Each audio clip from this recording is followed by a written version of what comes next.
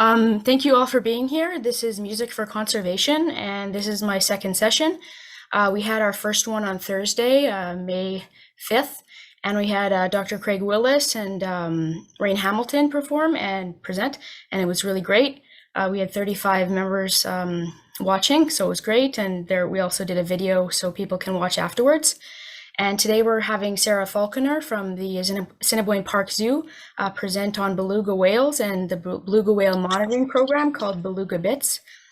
And we also have the Dum Dee here from Winnipeg presenting their two songs. So I'm excited to have them. Okay, I'm just going to do the land acknowledgement. I'm located in Winnipeg, Manitoba, which is on Treaty 1 territory, the traditional territory of the Anishinaabe, Cree, Oji-Cree, Dakota, and Dene peoples, and on the national homeland of the Red River Métis. Acknowledging this truth is important, yet only a small part in cultivating strong relationships with Indigenous communities. I am dedicated to learning more about their history, culture, perspectives, and beliefs, as I know it will make us stronger individually and as a group moving forward into the future. So while the presenters are speaking and performing, I just ask that you make sure you're on mute and your video is off, unless the presenters want your video on and want to watch or see you, and that's very cool. And I'll also be recording the presentation in case some people missed it or would like to rewatch. So a quick outline for the presentation. I'm just going to do a brief introduction to myself and then how Music for Conservation got started. And then I'm going to introduce our presenters, have a performance by the Dum Dee, a presentation by Sarah Falconer, the second performance by the Dum Dee, Q&A session, gift card draw. I'm going to do 2 gift cards at $25 each, and then closing remarks. So yes, this is me. I am Emily Thoroski, and I am the environmental musician. I love science and I love art, and I love combining them together. I think it's part of my purpose here on Earth, so it's fun. I have a Bachelor of Environmental Science degree from the University of Manitoba, and I'm currently working on my Master of Environment degree, also at the University of Manitoba on Environmental Communications. I'm also a musician. I love playing guitar and singing, and I love writing songs about the environment and more. So a little bit about Music for Conservation. I've been wanting to start this program for about a year, just having different ideas in my head, and it's finally come to life. Obviously, I have a strong passion for conservation and music, but this project's much bigger than that. Music is such a great tool to educate and inspire an audience. It also brings joy to many people's lives. Studying the environment and watching what is happening across the world, it's very devastating to witness, especially as a younger person. Watching more and more species become extinct, endangered, or at risk, it's very dark to watch. And for me, and I bet many other people, music is the light. I see music as a way of bringing people together and to make them feel excited and happy to listen and to act on what they are hearing. I personally feel that collaborating and communicating is critical for next step for all of us living on this planet. So I'm happy I had this idea, and I put an application into the Jane Goodall Institute of Canada for their Roots and Shoots program for my project to come to life. So I got accepted. I got a small grant from them, and I was thrilled to be able to make this project come to life. And we actually have Lauren Saville on the call with us today, and she is the manager for the Roots and Shoots program. So thank you so much for having this opportunity for me. It's amazing. And so I'm bringing in biologists and musicians to bring Music for Conservation alive. And I'm also partnering with Discover Owls, which is a nonprofit organization here in Manitoba. And I'm so thrilled to work with Dr. Jim Duncan on the project. So I'm just going to introduce the speakers. I'm just going to move it for a sec. Okay. So introducing Sarah Falconer. Sarah is currently a conservation technician at the Assiniboine Park Conservancy. She received her undergraduate degree in zoology from the University of British Columbia and quickly followed that with a master's degree in zoo conservation biology from Laurentian University, which she had successfully defended last September. Sarah's master's research involved the endangered Vancouver Island marmot, which is just about the furthest animal from the beluga that she currently studies. However, she has always loved zoos and has been fascinated by the work they do, especially to protect species in the wild, so she is thrilled to be hired at the Assiniboine Park Conservancy for this role. Sarah is new to Winnipeg, but she is loving being in the city, snow and all. We are very happy to have you today, Sarah. Introducing the Dum Dee Does. I love that name. I'm sorry, that's amazing. The Dum Dee Does are Jessie Popeski and Grace Harabi. They are a duo wearing many hats as songwriters, performers, producers, and recording engineers. Written and recorded over the long lockdown, winter of 2021, their debut EP, Short Stories, takes its title from the wide-ranging variety of its 5 songs. Stylistically, the duo explore psychedelic atmospherics, honky-tonk country, and Parisian jazz waltz. In their songwriting, they tell tales that take the listener to outer space, on a bus ride across town, or they never bother to leave their apartment. Wow, I'm so happy to have them as well. So next, I'm going to bring in our presenters to perform. So we're going to hear from the Dum Dee Does first. I'm going to spotlight you guys on here so that we can see you a bit better. Which name are you guys? Oh, there, Dum Dee Does. Okay. I'm gonna skinny. Okay. Perfect. I'm gonna stop sharing my screen. I'm so sorry. 1 second. How do I do that again? Can you hear us though? Yes, you're a little bit on the low side, but I can turn that up a little bit here. Okay, we'll just stop do sharing. a sound check before we start. How about that? Now? Still quiet? Still a little quiet, but maybe does anyone else on the call think it's just a little bit quiet, or? Yeah, it's a bit quiet. We got one head. We got a nod. Okay. And how about now? Check, check, check. Is that better? Yeah, that's a little better. It's Even more still? Maybe just a little bit more if you can, and that would be awesome. No settings. I mean, you can't turn it up here, but let me try just it go into settings. the audio settings, and we'll just move the mic level up. Oh, Jim says it's pretty good. Okay, yeah, we can definitely hear you. Okay, no, I can adjust it. I don't think you can do it there, okay. Grace. So, all right. Okay, I'm adjusting it even a touch more. Okay, it's great. Perfect. That's okay? Yeah.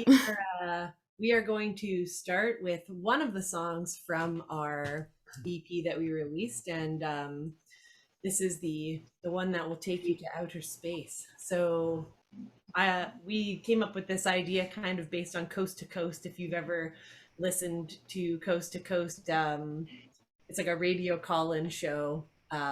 People talk about alien abductions, and Jesse and I had an experience once where we thought if we were ever going to be abducted by aliens, this was when it was going to happen. So this song starts off with something that happened to us and then goes to where we never went. So this is called Weightless. 2, 3.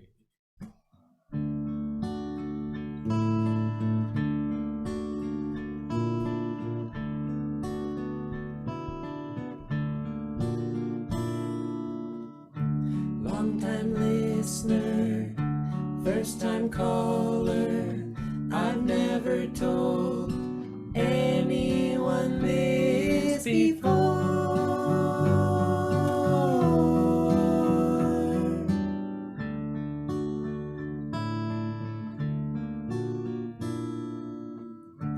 It was midnight on the highway, Hotel California playing on the radio. On my way home, not a soul in sight. Clear sky, stars shine. I thought I saw the flicker of a satellite.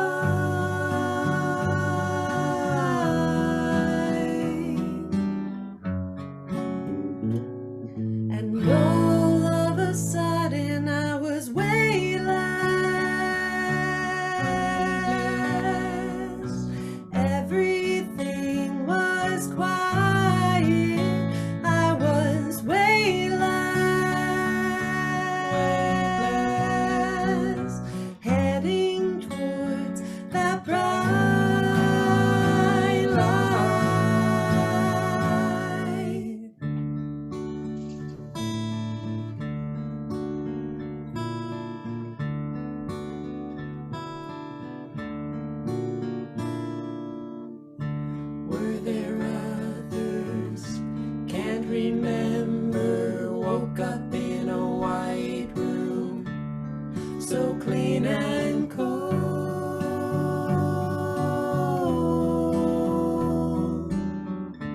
Did they hurt me? I don't think so. But if they did, they were careful not to leave a mark.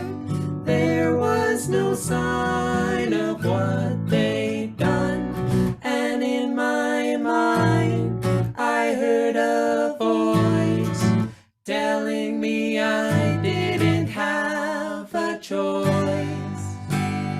It would all be over soon.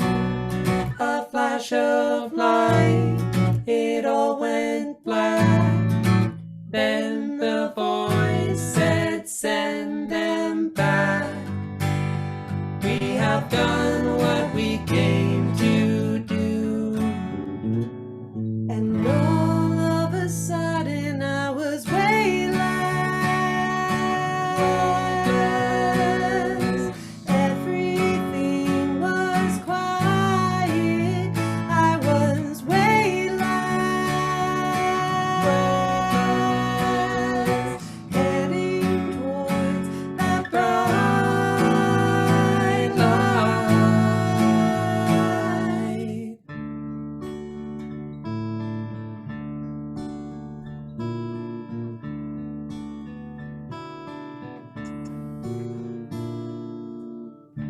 When I woke up, the sun was rising.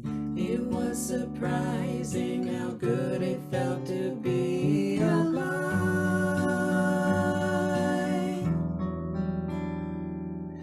You are not alone if you've ever been way less.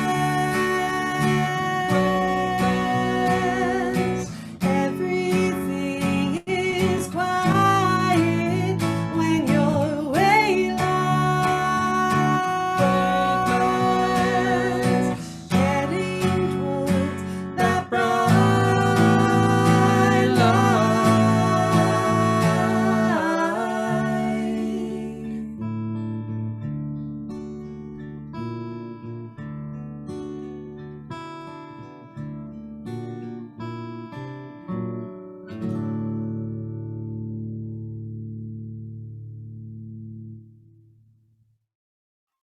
Wow.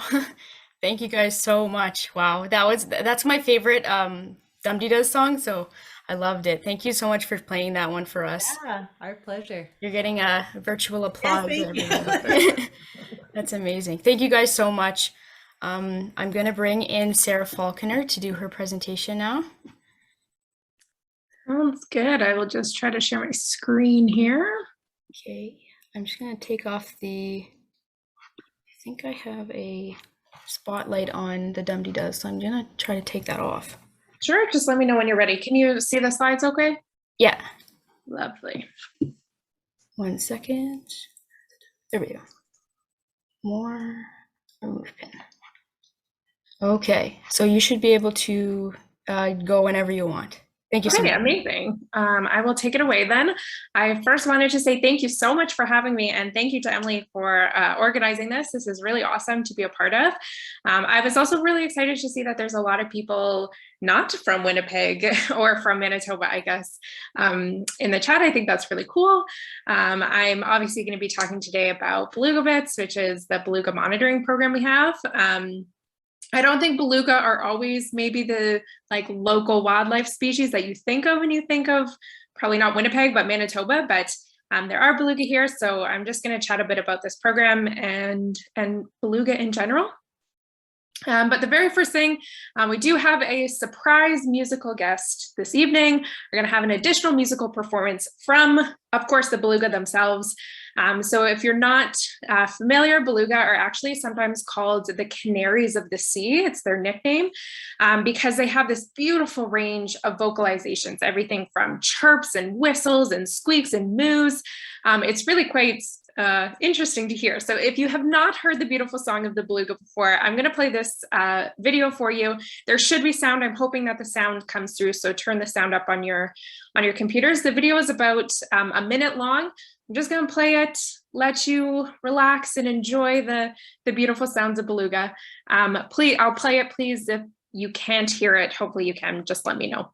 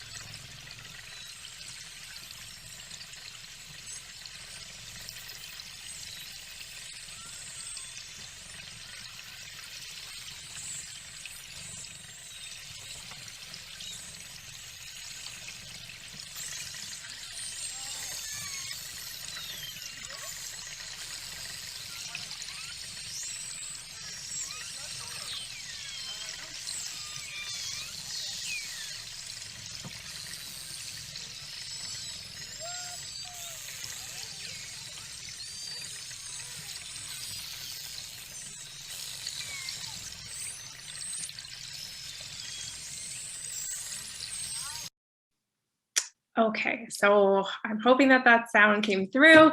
It is kind of an interesting song that they have, but a beautiful one nonetheless. And so I'm really happy that I get to talk about beluga in this setting because I think it just fits so well with this kind of musical theme. And we, of course, have this video thanks to Beluga Bits, which is our monitoring program. But I'm getting ahead of myself. I did promise that I would just introduce you to beluga first and foremost. So as kind of a quick Beluga biology fun facts, for their lifespan, beluga typically live about 30 to 40 years. Sometimes they can get as old as 50 and beyond.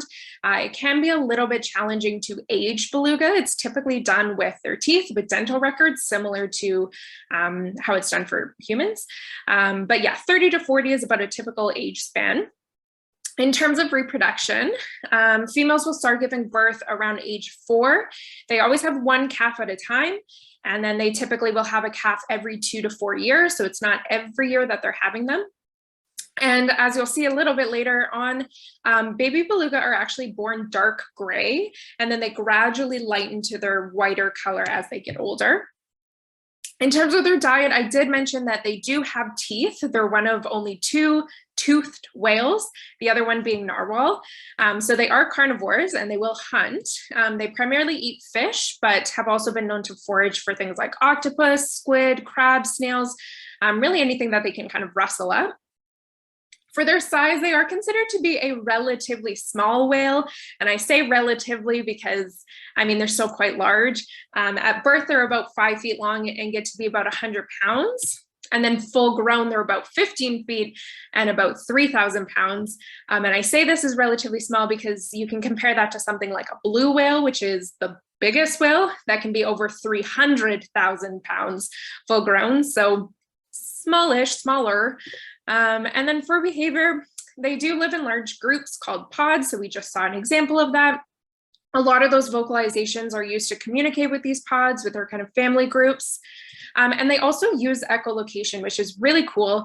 If you're not familiar with echolocation, we often think of echolocation for bats. It's the same sort of process for beluga. It's essentially using sound waves to locate their prey. And actually their head, so that big, they call it a melon, that kind of big dome, helps them produce all of the kind of vocalizations that they need to echolocate. Beluga are also a hugely migratory species, so they tend to move around quite a bit during the year. Globally, they have an Arctic or subarctic distribution, so they like to be north, they like to be cold. Here in Canada, there's actually 8 subpopulations of beluga. So on this map here, all of these sort of black areas are kind of these population summer areas. And then all that gray that surrounds it are their sort of extended areas. So they typically spend their winters a little bit farther out, a little bit farther north. And then in the summers, they come into a kind of warmer coastal waters. And when they come into these coastal waters, they'll aggregate in these big groups. And the largest aggregation of that happens right here. That little number 4 is Western Hudson's Bay. And this, of course, can be accessed through Churchill, Manitoba. And when I say that this is the largest gathering, I well and truly mean largest. It's hard to pinpoint exact individuals, but they think it's anywhere between 50 to maybe 65,000 beluga that will come in and basically use just 3 estuaries in Churchill. So to give you a better idea of that density, this video here is a helicopter shot flying over the bay. Each one of those little grains of rice is a beluga. So it's these incredible densities, these huge aggregations, and relatively easily accessed. However, it is still a bit of a challenge to monitor this population, and particularly to get individual ID. So for a lot of other whales, you can get individual ID based off of photos using the dorsal fin. So for orca, you can actually sex the whales based off of how big the dorsal fin is and kind of what shape it is. And people often look for sort of unique spots, rake marks, scars, anything like that that show up quite nicely on a contrasting background. Another popular method for identification is using the fluke. So again, kind of looking for a unique shape or any sort of nicks or things out of the tail. You can use that to tell individuals. Unfortunately, neither of those methods are really applicable to beluga because they are an ice-adapted whale. So this means a couple of things. One, as you can see from this photo, they don't have a dorsal fin. This is likely an adaptation to living in mostly ice-covered environments that allows them to surface between ice flows more easily. They also rarely fluke. They don't really flick their tails out like that. And then you can also see they are this beautiful white color, which is lovely to look at, but unfortunately, all of those little scrapes and marks and nicks, they don't really show up as well as they might on another whale. But that's not to say that they're not there. It just means that we have to get a little bit more creative with how we're monitoring, and creative we have gotten. So Beluga Bits primarily relies on underwater video and underwater photography to monitor this population. So we end up with amazing footage like this, where you can see as soon as you get below the surface, all of that skin texture, those markings, they become a lot more obvious, and it allows us to get better insights. And then we can also look at other aspects of beluga biology and life history, and even other things in the Churchill River estuary that we wouldn't be able to monitor from above water. So the Beluga Bits program at its core is kind of 3 main steps: photo capture, classification, and then research. I'll talk about each one of these steps a little bit more specifically. I did want to mention now, though, that Beluga Bits is a long-term project. This has been happening since 2016. So we kind of cycle through these stages, kind of go back and forth between them. And this is absolutely not a one person or one institution project. Beluga Bits is possible because of a whole bunch of really amazing collaborations that we have with a lot of different institutions. So for photo capture, we partner with Polar Bears International. This is an organization that's actually in Churchill. We also use explore.org for video feed. For classification, our website is hosted on a platform called Zooniverse. And then for research, I say this is kind of facilitated by the Assiniboine Park Zoo, but we're always looking for collaborations and, different relationships that we can have through this research. And the really awesome part about this project and why I'm so excited to do talks like this is these first 2 steps, photo capture and classification, are actually participatory. So this is primarily a citizen science project. So we encourage anyone, everyone, the public, to get involved as much as they'd like in these first 2 stages. And we get to build on this really cool relationship with citizen scientists. So as I said, I'll go through kind of each one of these stages to give you a better idea of how this works. So the first stage is photo or video capture. The photo on the left there is of the Polar Bears International Beluga boat. So they have this boat that they run up and down the Churchill River estuary every summer, typically in July and August. And there's an underwater camera that's mounted to the bottom of this boat. And so as they're driving the boat around, they live stream this footage on explore.org. And that's the photo on the right.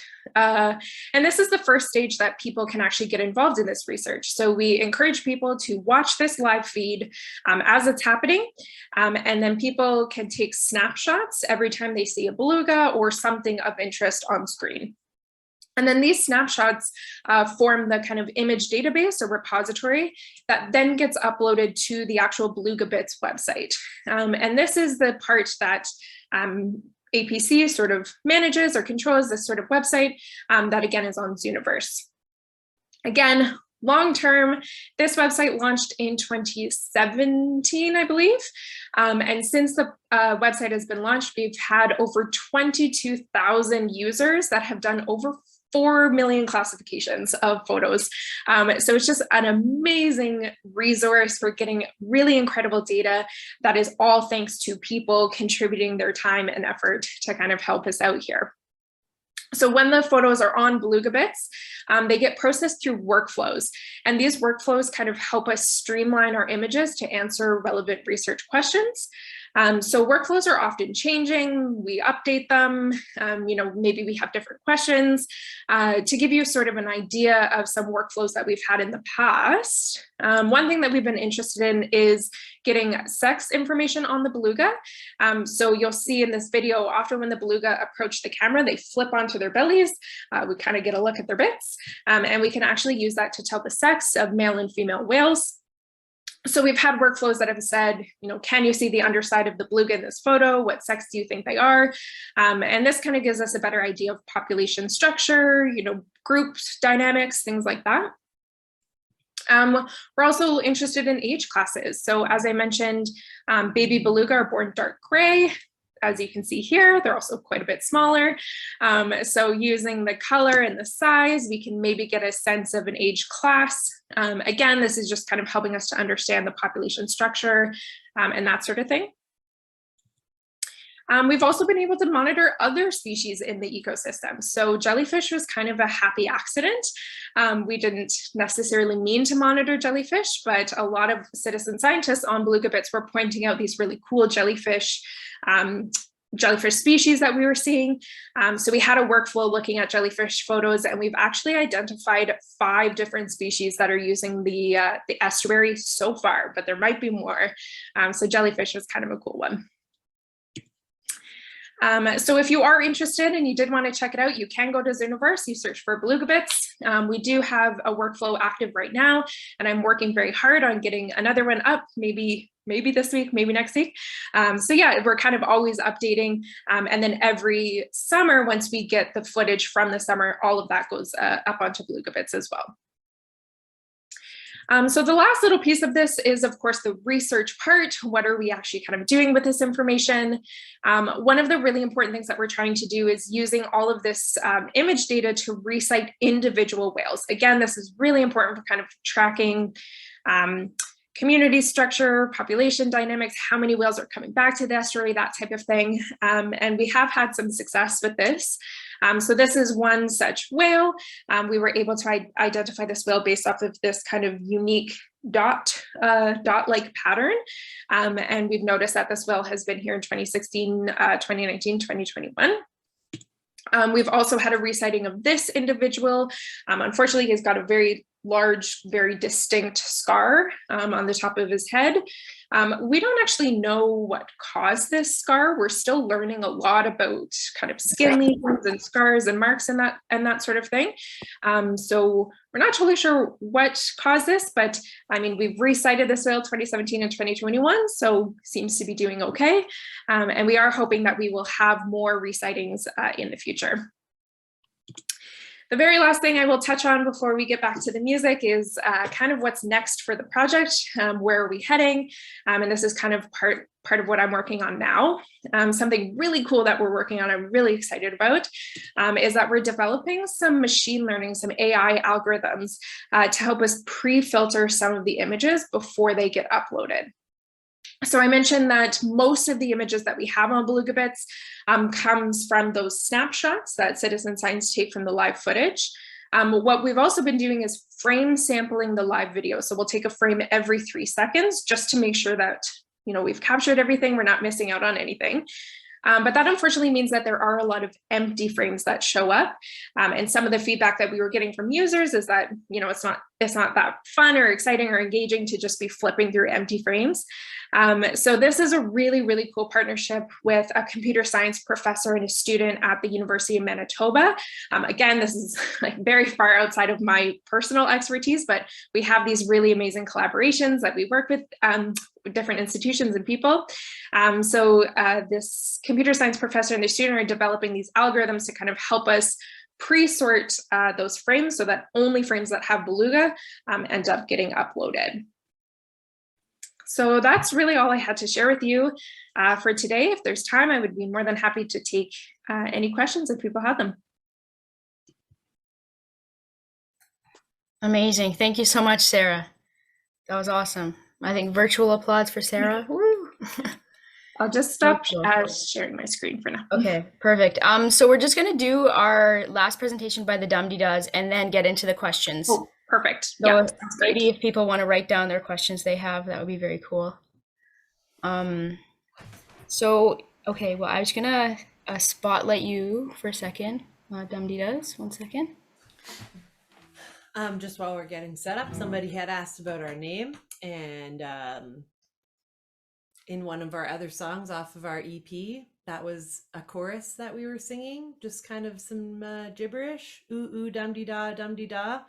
And then we were looking for a name, and we just felt that was us, just dum dee da. That's amazing.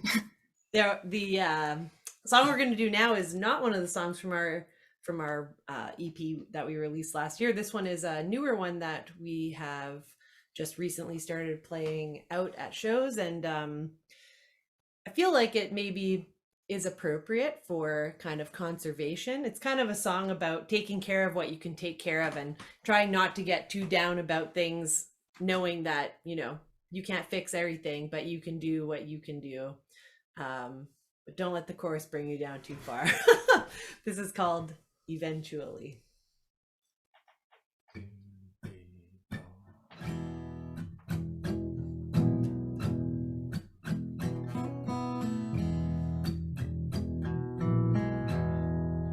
Talk to my plants, but they don't reply. I ask what they need and why they keep dying. I know we're all gonna die eventually.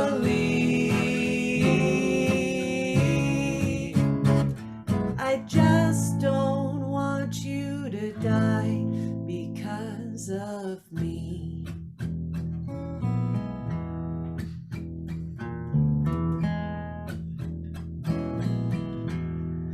Around and around, in circles you swim. Do you ever get bored? Oscillating your golden fins. I know we're all gonna die eventually. I just don't want you to die because of me.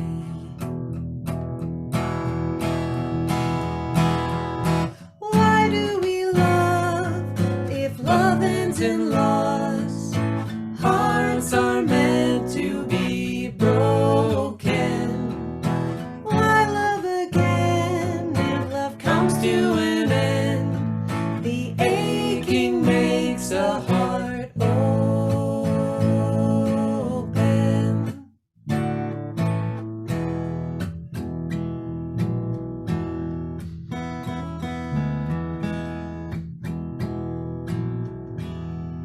We walk through the park. Every day is the same. The years come and go, and the seasons change. I know we're all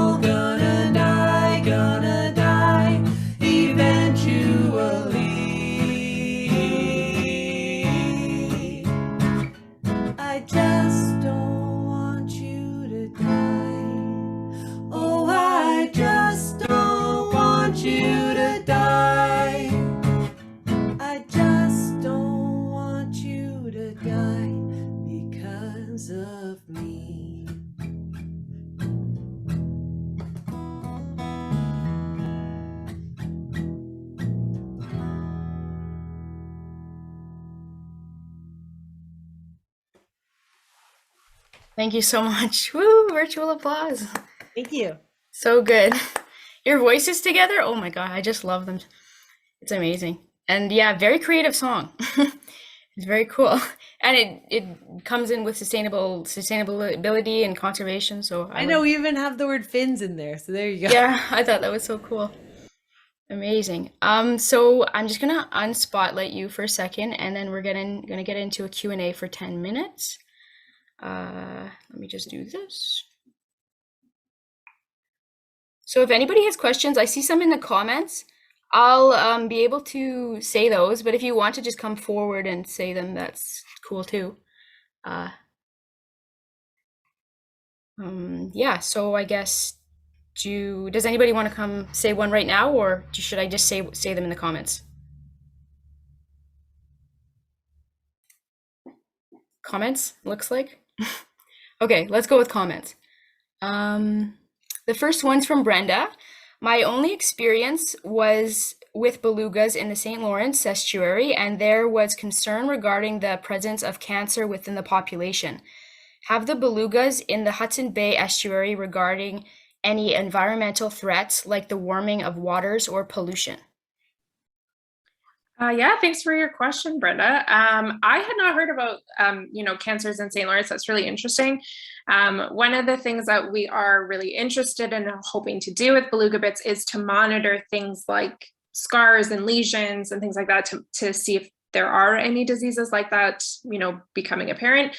To the best of my knowledge so far, I don't think that there's anything like that, of huge concern for Western Hudson's Bay.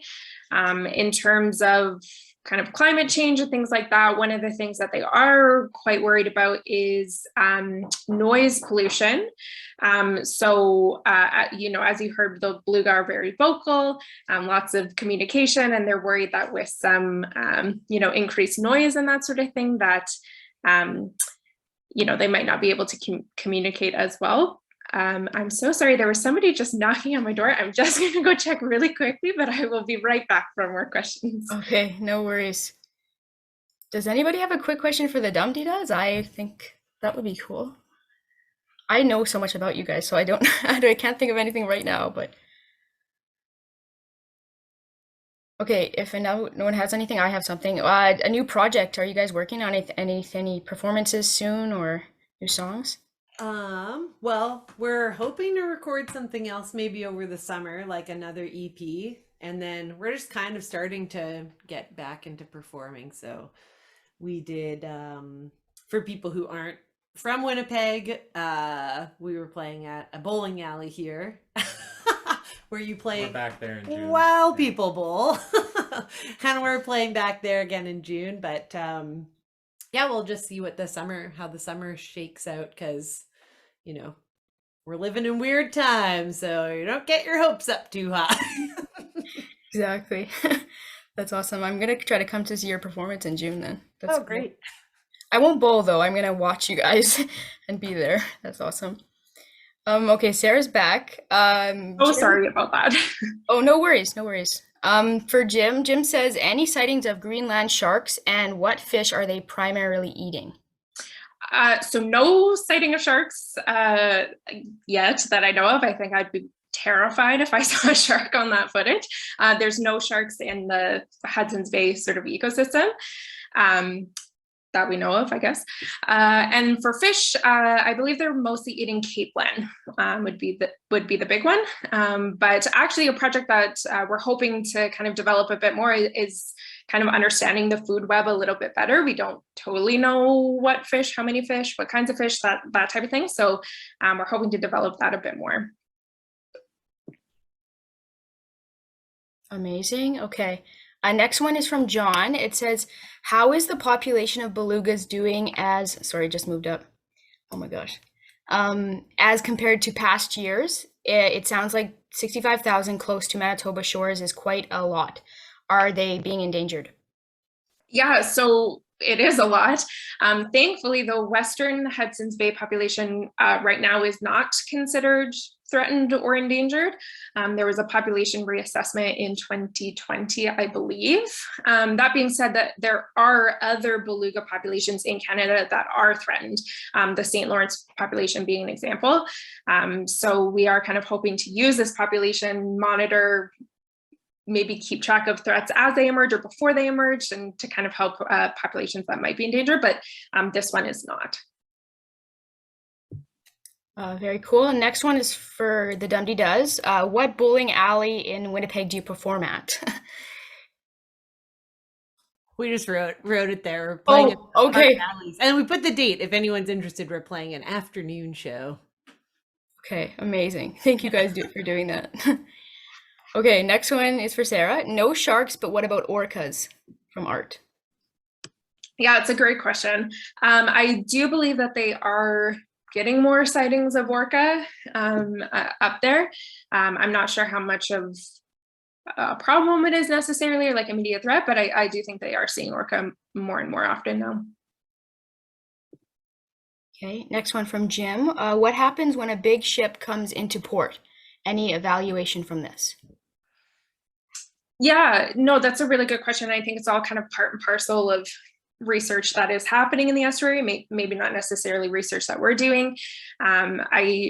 There's been some research done that has looked at vessels and beluga, different types of ships and that sort of thing. I don't think any like big like trolling ships or whatever they might be, but I think that there is some research happening with kind of vessel type and underwater noise as well. People have some hydrophones that are like underwater audio recording that are kind of trying to figure this out.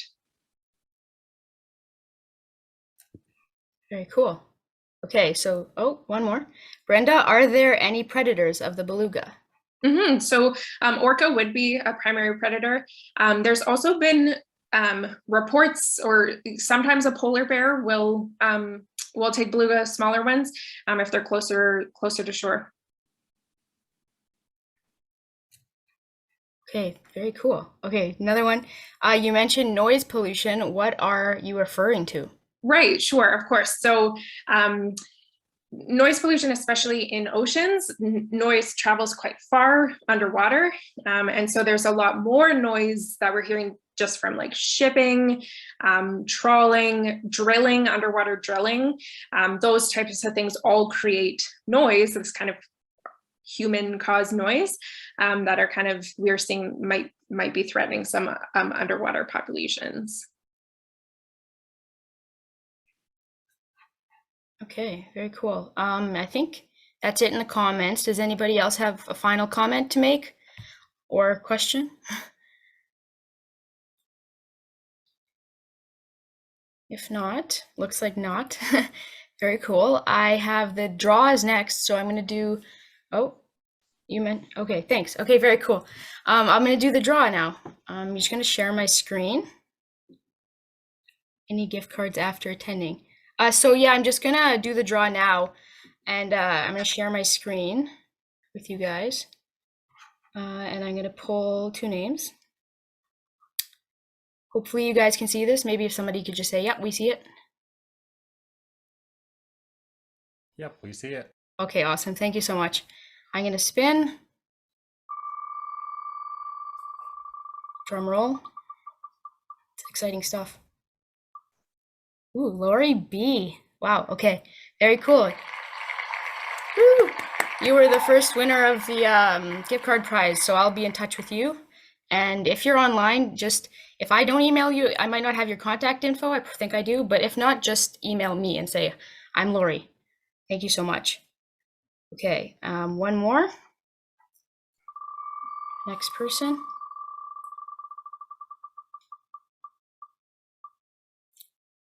We're so close, hey? Art Rogers, woo! You are the second winner of the prize. B. Art Rogers. So thank you so much. I do have your contact info, so we're good with that. I'm going to stop sharing. Very cool. And I just have my closing remarks, if everyone's okay with that. No questions or anything. Yes, so I'll close. Thank you so much to our presenters. It's been amazing. I'm so happy. I took it's about a month ago. I was planning everything, and it finally came to life, and I'm so excited. The Dum Dee does. You guys are amazing, and Sarah Falconer, I was so happy to have you. Very, very great presentation, and thank you to the Jane Goodall Institute of Canada for helping me fund my project and make it come to life. And lastly, thanks to Jim Fisher or Jim Duncan for partnering with me for my project. It's been amazing working with you. And lastly, thank you to the audience. Thank you so much for being here today. It wouldn't take place if it wasn't for you guys being here for an audience. So thank you so much. And then I also wanted to mention, I'm just going to share my screen once more. This never works for me. One sec. We have one more presentation on Saturday, and that's in person, live at Okemuk Marsh. That's with Dr. Jim Duncan, and we're going to be doing a live owl presentation from 1 to 2, and you can register online, but I actually just checked like an hour ago, and I think it's sold out. So I'll be in touch with Jim, and maybe we can come up with a different, another presentation if there's interest in it. But thank you guys so much for being here tonight, and that's it. So, yay, thank you.